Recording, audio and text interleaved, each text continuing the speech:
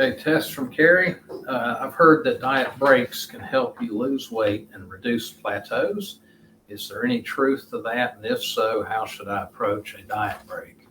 I would just be careful in this regard.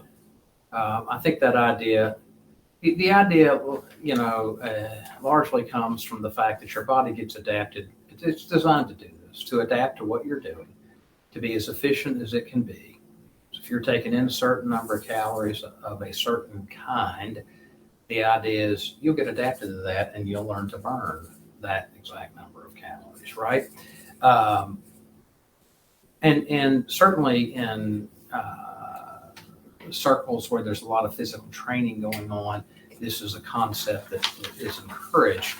And what I would say is that if people can be addicted to food, and so if taking the break means you're going to delve into something that is an addictive substance and it leads you to a pattern of bad behaviors, you're taking a break is going to lead to things that are undesirable. And if it's letting your horse out of the barn, yes, right? We don't, and it's hard to corral that guy back in. It depends on what kind of person you are. If you're a really disciplined person and you say, okay, now I'm going to take one cheat meal. I've been stuck on the same plateau for 3 weeks or whatever, and prior to this I've had several months of really rock solid dieting and weight loss. Well, okay, make it one cheat meal. And it's over after the cheat meal, and then see what happens to your weight. Does it come off the plateau a day or two later or not? And so, but it can't be, hey, I'm taking the cheat meal, I'm going to the spaghetti joint, I'm going to eat the spaghetti, it's going to be awesome. And then next thing you know, for the next 3 nights, you're eating pizza, you're eating lasagna, and you see you get into a pattern, it's destructive. Mm-hmm. And so anyway, I'm not against the idea of taking, cheat meals and short breaks and stuff like that if they're done in a really controlled manner, and you can do that. Right. The other thing to consider is let's just step away and consider our car, right? And when you say, my car needs a break from all this gas. They got a sale at the garden center down here on peat moss. I think I'll stick a bunch of peat moss in my car, instead of the gas. So I'm going to give my car a break off this gas, right? Is your car going to run good on peat moss? No. Okay, food is fuel.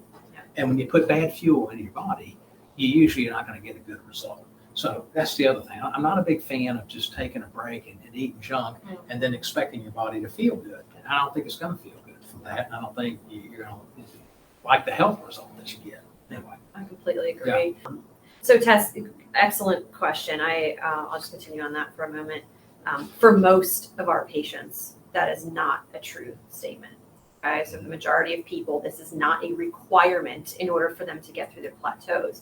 When a plateau happens, it does indicate something needs to change. However, it is not typically a default that the thing that needs to change is to come completely off of plan for any amount of time.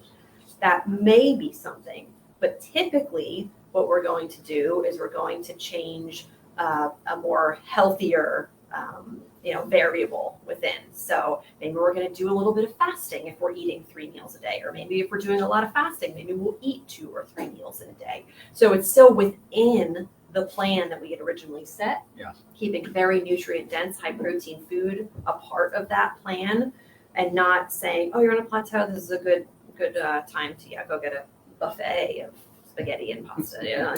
That's not something you're going to hear us say a lot here.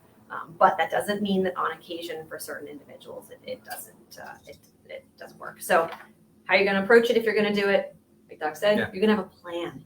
You're going to indulge one time, okay, with a planned set idea of what that looks like, and then you're going to plan what it looks like at your next meal, whether that's the next morning or the next meal on that day, of how you're going to get that right back on and not let it sort of roll down the hill. Right. Okay. Yeah. That's exactly right. Good question.